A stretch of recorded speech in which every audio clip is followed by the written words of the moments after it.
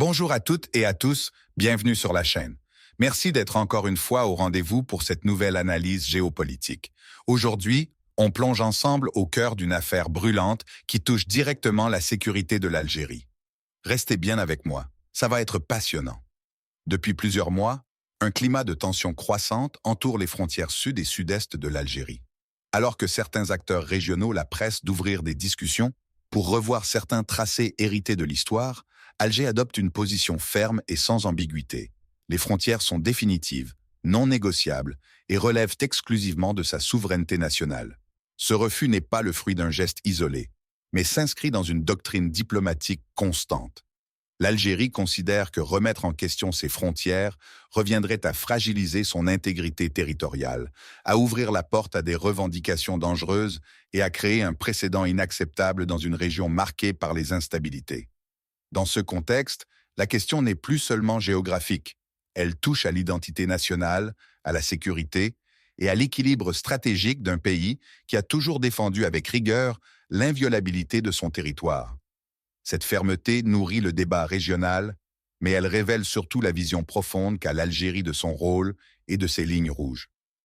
Pour comprendre la fermeté actuelle de l'Algérie concernant ses frontières, il faut remonter à l'histoire complexe qui a façonné son territoire. Les frontières algériennes ne sont pas le résultat d'arrangements contemporains, mais le produit de plusieurs siècles de dynamiques régionales, de conquêtes, de traités et surtout de décisions coloniales qui ont profondément marqué la géographie du Maghreb et du Sahel. Avant la colonisation française, l'espace algérien n'était pas une zone vide comme certains récits l'ont laissé entendre. Le territoire était structuré autour de l'ancienne régence d'Alger, une entité politique dotée de zones d'influence étendues vers l'intérieur des terres. Des tribus nomades, des confédérations locales et des accords coutumiers régissaient les passages, les routes commerciales et les espaces pastoraux. Autrement dit, l'ordre territorial existait, même s'il ne correspondait pas aux normes modernes d'un État-nation doté de frontières administratives strictement délimitées. Lorsque la France prend le contrôle de l'Algérie à partir de 1830, elle entreprend une redéfinition progressive des limites territoriales. Cette période est décisive. C'est durant les 19e et 20e siècles que se dessinent la plupart des frontières modernes. La France signe alors des accords bilatéraux pour fixer les limites entre l'Algérie coloniale et ses autres possessions d'Afrique du Nord et subsaharienne. Ces tracés, parfois dictés par des impératifs militaires ou logistiques, ont souvent ignoré les réalités tribales, les espaces de migration traditionnels et les usages ancestraux des populations nomades. Parmi les exemples les plus significatifs, on retrouve les accords de 1902, 1905 et 1909, qui fixent les frontières avec ce qui deviendra plus tard le Niger et le Mali. Ces délimitations, réalisées par les administrateurs français, sont à la base de la carte actuelle. Elles ont attribué à l'Algérie une large portion du Sahara, non par hasard, mais parce qu'Alger était alors l'administration centrale la plus structurée de la région. Cela explique pourquoi, au moment des indépendances africaines, l'Algérie s'est retrouvée avec un immense territoire saharien riche en ressources stratégiques.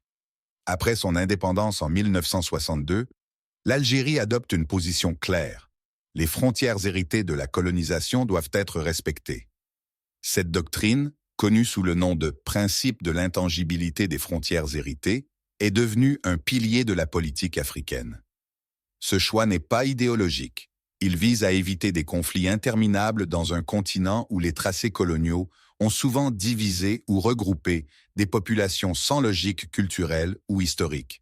Ce principe est d'ailleurs adopté par l'Organisation de l'Unité africaine, OUA, en 1964, donnant une base juridique internationale à la position algérienne.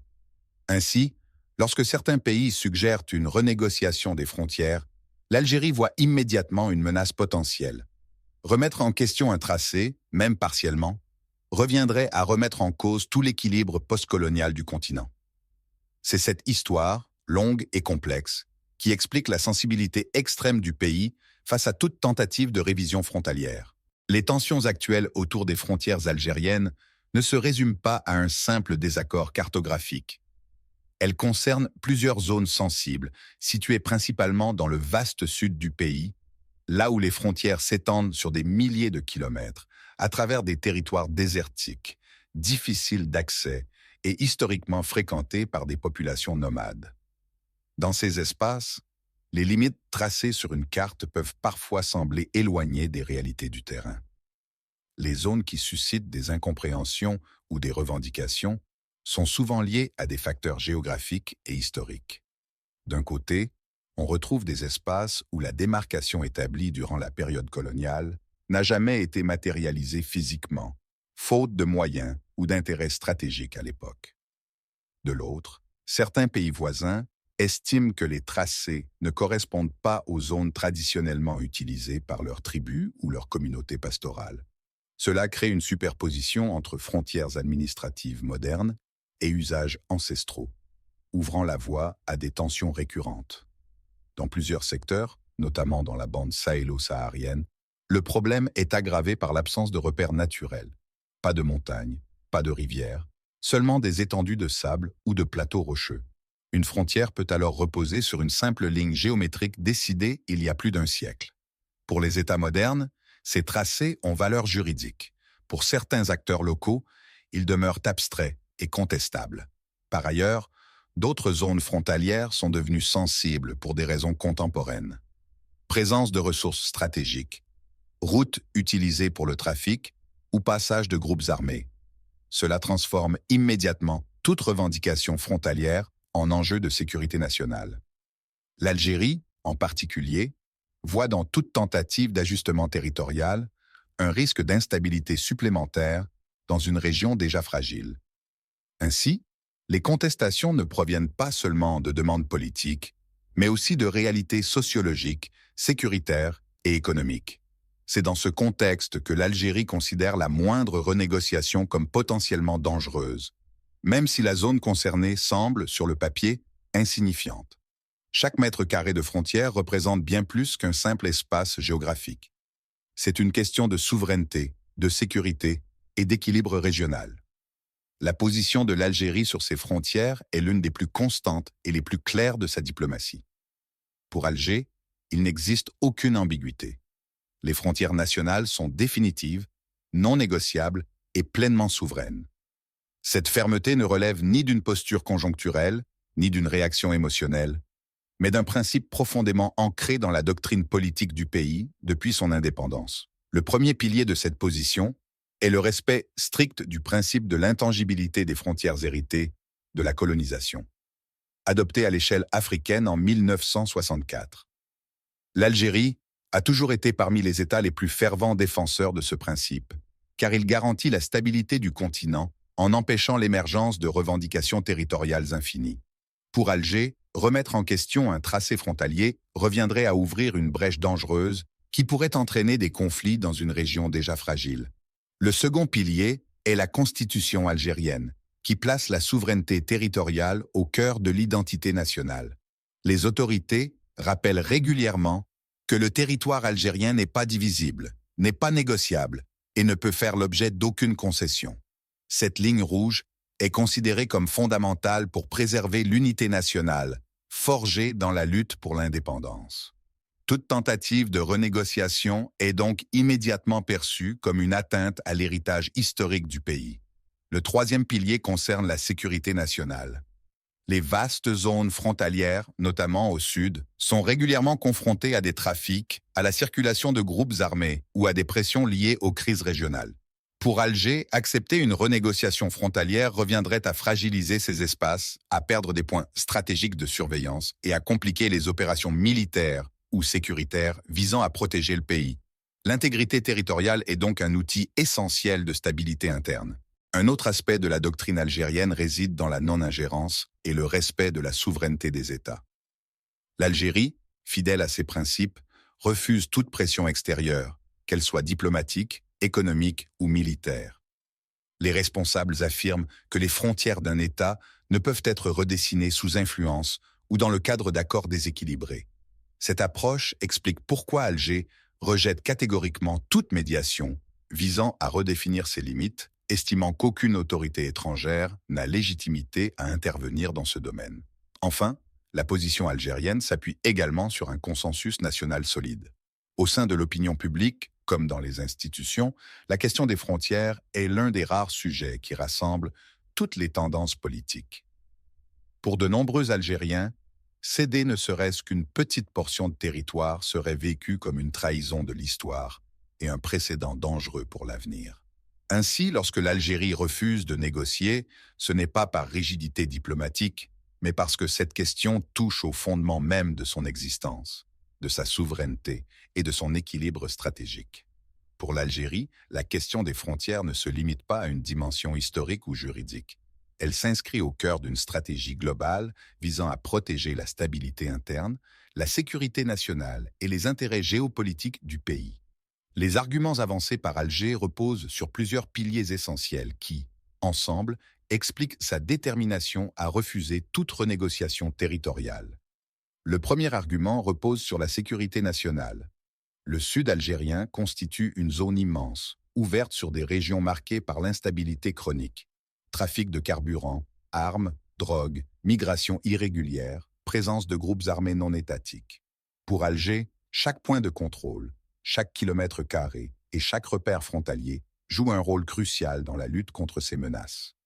Renégocier les frontières, même légèrement, reviendrait à affaiblir les mécanismes de surveillance et à offrir des opportunités supplémentaires aux réseaux criminels qui cherchent constamment à exploiter la moindre faille. Le deuxième argument concerne la souveraineté stratégique sur le Sahara algérien. Cette région n'est pas seulement un désert. Elle abrite des ressources énergétiques majeures, notamment du gaz, du pétrole, ainsi que des minerais rares essentiels à l'industrie moderne.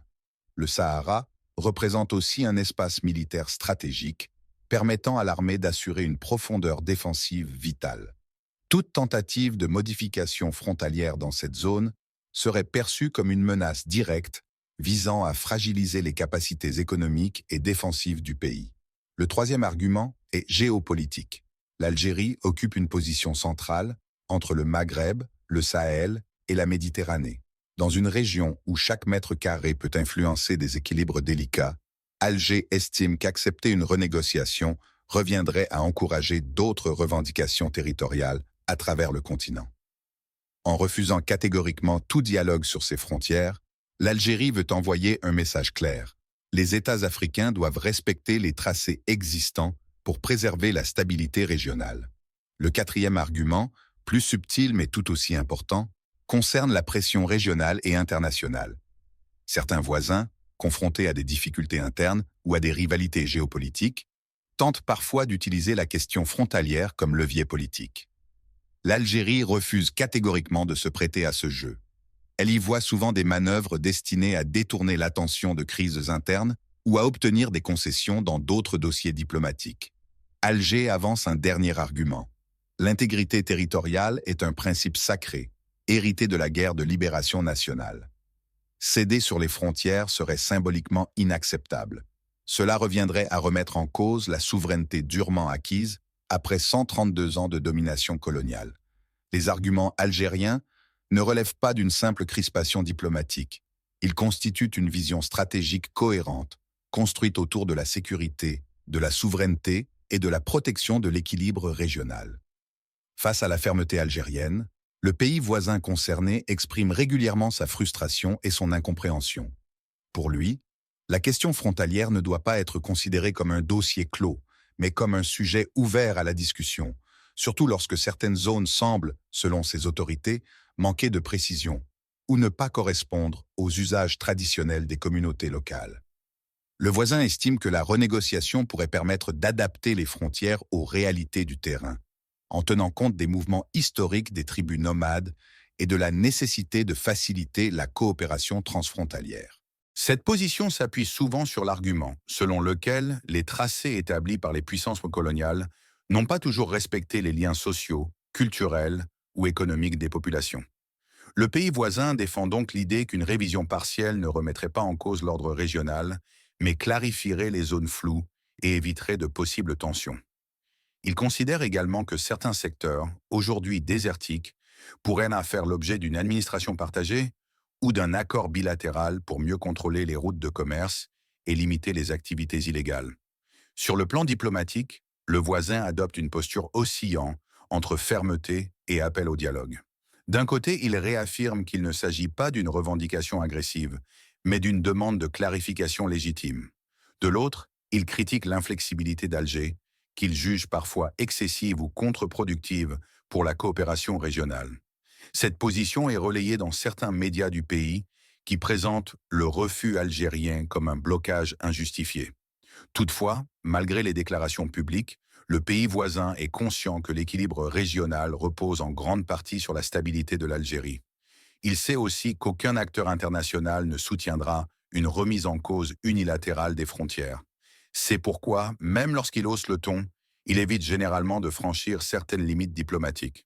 La relation reste donc tendue, mais contenue, chacune des parties défendant sa vision, tout en cherchant à éviter une escalade.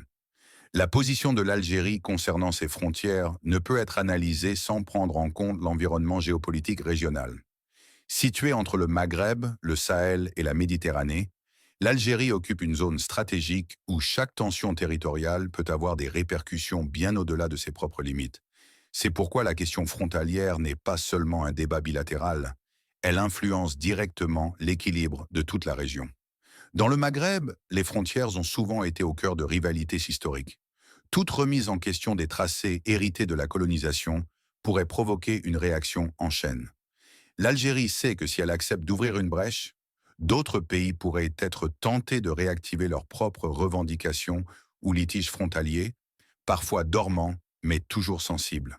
Ainsi, le refus algérien participe à un effort de stabilisation du Maghreb, où les rapports de force sont déjà fragilisés par des différends politiques, économiques et sécuritaires.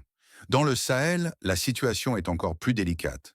La région est marquée par l'insécurité, les trafics transnationaux et la présence de groupes armés qui exploitent la faiblesse des États pour s'implanter. L'Algérie, en tant qu'acteur central de la sécurité sahélo-saharienne, considère que toute modification frontalière risquerait d'aggraver l'instabilité. Une frontière mal définie ou contestée devient un point de passage potentiel pour les trafics, un refuge pour des groupes terroristes ou une source de conflit entre communautés locales. Or, Alger a bâti toute sa stratégie de sécurité sur la maîtrise de ces vastes étendues sahariennes. Sur le plan diplomatique, la fermeté algérienne est également un message adressé à la communauté internationale. L'Algérie rappelle régulièrement que la stabilité du continent dépend du respect des frontières existantes. Elle se place ainsi comme garante de la doctrine africaine de l'intangibilité des frontières, un principe essentiel pour éviter que l'Afrique ne plonge dans des conflits territoriaux interminables. Cette posture renforce son influence au sein de l'Union africaine, où elle joue souvent un rôle de médiateur dans les crises régionales. Enfin, l'enjeu est aussi énergétique. De vastes ressources se trouvent dans les zones proches des frontières. Gaz, pétrole, minerais. Dans une région où les besoins énergétiques augmentent et où les tensions internationales se multiplient, sécuriser ces espaces devient une priorité stratégique. L'Algérie veut éviter qu'un litige territorial ne mette en péril ses infrastructures ou ses partenariats économiques. Ainsi, la fermeté algérienne s'inscrit dans une logique régionale globale. Elle vise à préserver non seulement son intégrité territoriale, mais aussi la stabilité du Maghreb, du Sahel et de l'ensemble de l'espace africain. La question des frontières algériennes ne se limite pas à un simple différend régional. Elle intéresse aussi plusieurs organisations et acteurs internationaux qui voient dans ce dossier un test important pour la stabilité du continent africain. L'Algérie, en défendant avec fermeté l'intangibilité de ses frontières, renforce un principe que les institutions internationales considèrent comme essentiel: éviter la remise en cause des tracés hérités de la décolonisation afin de prévenir les conflits. Au sein de l'Union africaine, cette position est particulièrement bien perçue. Depuis la résolution de 1964, l'UA défend le maintien des frontières existantes pour empêcher l'éclatement d'États fragiles ou l'apparition de litiges territoriaux interminables. Lorsque l'Algérie rappelle ce principe, elle s'inscrit pleinement dans la doctrine fondatrice de l'organisation. De nombreux pays africains, confrontés eux-mêmes à des zones frontalières sensibles, voient dans la fermeté algérienne un appui à leurs propres préoccupations. Sur la scène internationale, les Nations unies suivent attentivement la situation. L'ONU considère que tout changement de frontière doit se faire exclusivement par consentement mutuel, dans un cadre légal et pacifique. Le refus de négocier d'Alger n'est donc pas perçu comme une violation du droit international, mais comme une application stricte des normes existantes. Les diplomates onusiens mettent d'ailleurs en avant le rôle stabilisateur de l'Algérie dans le Sahel et insistent sur le fait qu'un litige territorial mal géré pourrait fragiliser davantage une région déjà instable. De leur côté, les partenaires internationaux de l'Algérie, notamment en Europe et dans le monde arabe, observent ce dossier avec prudence. Ils comprennent que toute pression visant à modifier les frontières pourrait être interprétée comme une ingérence. La majorité adopte donc une position neutre, privilégiant la stabilité régionale et la coopération sécuritaire avec Alger. Certains États considèrent même que la fermeté algérienne joue un rôle important pour empêcher que les tensions locales ne dégénèrent en crise internationale. Les organisations régionales spécialisées dans la sécurité, comme celles opérant au Sahel, soulignent que des frontières claires et respectées constituent une condition indispensable pour lutter contre les trafics transnationaux et les groupes armés. Dans ce contexte, la position algérienne apparaît avant tout comme un pilier de stabilité. Les tensions frontalières ne se jouent pas seulement dans les capitales, ce sont surtout les populations locales qui en ressentent les effets directs.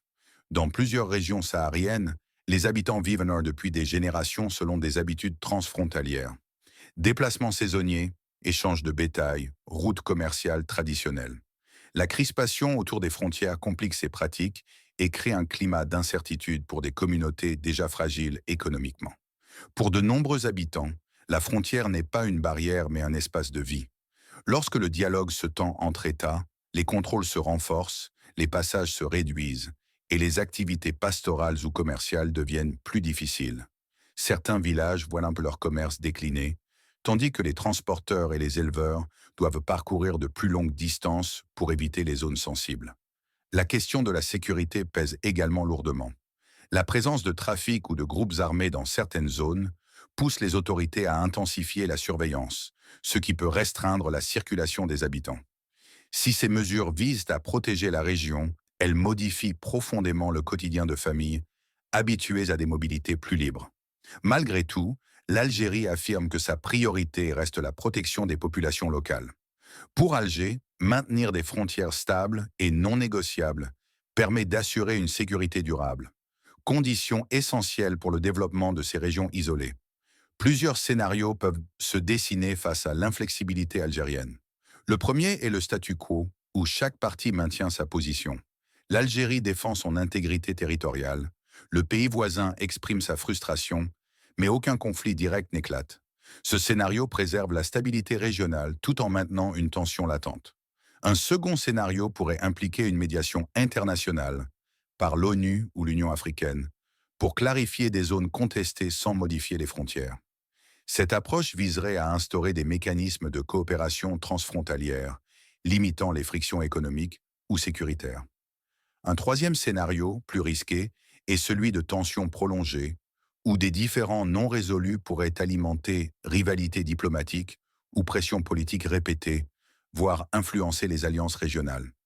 Des coopérations ciblées pourraient émerger, par exemple pour la sécurité ou la gestion des ressources naturelles, permettant de réduire les conflits pratiques tout en respectant la ligne rouge algérienne. Dans tous les cas, l'avenir dépendra de la capacité des parties à conjuguer souveraineté et dialogue pragmatique. La position algérienne sur ses frontières repose sur des principes clairs et immuables. Souveraineté, sécurité et respect de l'intangibilité des limites héritées de l'histoire. Refuser toute renégociation n'est pas un acte d'hostilité, mais une démarche stratégique pour protéger l'intégrité territoriale et maintenir la stabilité régionale. Les tensions avec le pays voisin reflètent des désaccords historiques et géopolitiques, mais Alger démontre qu'elle privilégie la prudence et la fermeté plutôt que le compromis territorial. Face aux enjeux sécuritaires, économiques et diplomatiques, l'Algérie confirme que ses frontières sont une ligne rouge. Cette posture solide envoie un message clair. Toute tentative de remise en cause serait inacceptable et la stabilité du Maghreb et du Sahel passe par le respect absolu de l'intégrité nationale. Merci d'avoir suivi cette vidéo jusqu'au bout. Si elle vous a plu, n'hésitez pas à laisser un like, ça aide vraiment la chaîne à grandir. Pensez aussi à vous abonner pour ne rien manquer de nos prochaines analyses et surtout, partagez cette vidéo avec vos proches pour faire circuler l'information. Vos commentaires sont les bienvenus, alors dites-moi ce que vous en pensez juste en dessous. À très vite.